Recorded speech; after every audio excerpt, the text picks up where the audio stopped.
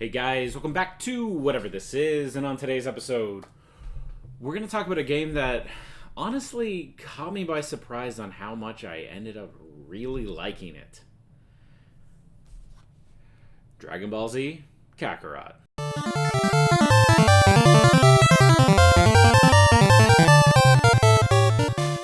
So starting off this, I'm just going to say I am fully aware how old this game is. This game came out when I worked at EB Games, and I knew it was going to be a competent game. I knew it would be a very enjoyable game. If you like Dragon Ball, you were literally playing through the Saiyans, the Frieza, the androids, the Buu. That's it. That was like the biggest negative I heard about it was that, hey, how well do you know Dragon Ball? Because that's what you're going to get with this game.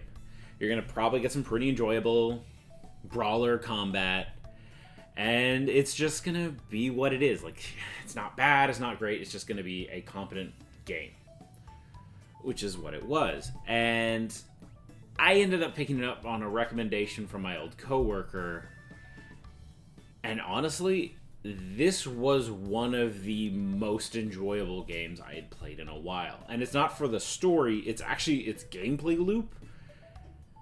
CyberConnect 2 really knocked it out of the park with it, and that gameplay loop is really good. You have the mechanic of just general leveling up, and then you have the community boards you constantly need to keep track of, put people in certain spots to make sure that you're like getting maximum efficiency when it comes to getting stat boosts and abilities and getting items after battle, and those help you level up as you roam along through the game. And as you roam along through this giant world, it really does bring to life the world of Dragon Ball.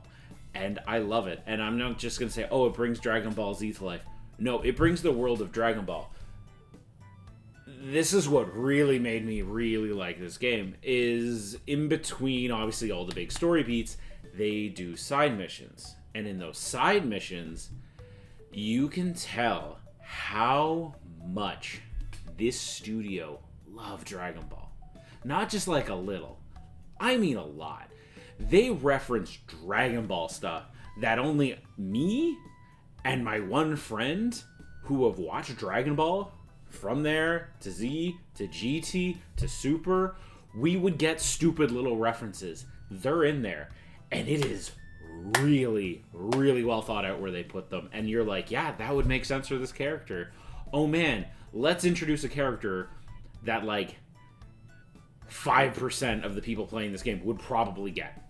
Let's introduce Ader, the first android in Dragon Ball that Goku meets, who's a really friendly individual. Let's introduce... There he is. There's Ader. They will make so many little references in this game, and I love it to pieces for being that spark of joy of what Dragon Ball is great about, and that's they doubled down on the adventure front of it. The combat's good. I really did enjoy it. Unfortunately, and this is actually the best way to play it, there is a bunch of DLC that came out. Buy the first pack. The first pack is Lord Beerus introductory, and that's like a grindy thing. So that's just a big level up experience. You can kind of like move past the grind that's in the main campaign and then get to the good stuff, because it's just a very enjoyable game. If you love Dragon Ball, you've watched all of it, this is a game I would easily recommend. When it first came out, I would not recommend this game. The game with the DLC, 100% I recommend this game. You gotta pick it up. If you are a Dragon Ball fan, you will enjoy every minute with this game like I did. I not only did the full campaign, I'm now working my way through the DLC. I've even platinumed the game. Oh, on my Xbox. I picked it up for the PS5 as well because I have a problem and it was like $25, so I'm not even really that mad about it. Yeah, I put that much time into it. Oops. I put like 2 days worth of time, the way the Xbox calculates your time. It is incredible. And honestly, what they're doing to the DLC, I think, is even better than the main campaign. So your first DLC for this game is the Beerus DLC. He wants to train you because he wants to battle someone.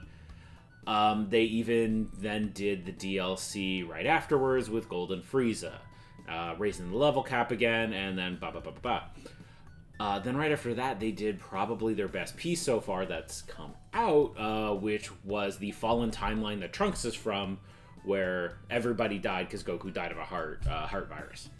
They do the movie of Trunks as that, of Trunks, the history of Trunks. It's incredible. Like, it's so well done, and it's 3 arcs. So it's the main one where, you know, you lose Gohan. It's the second one where he goes back in time, he gets stronger, he beats the androids. And then they finish it up with Majin Buu. Like, how would it have ended for Trunks? It's just such a love letter. It's such a special game to Dragon Ball fans for how deep it really reaches in and just pulls. When it comes to this game, I'm even more excited for the DLC that comes in the future. The first bit of DLC was Bardock, which is incredible. The next bit of DLC I love because it's not Dragon Ball Z, it's Dragon Ball.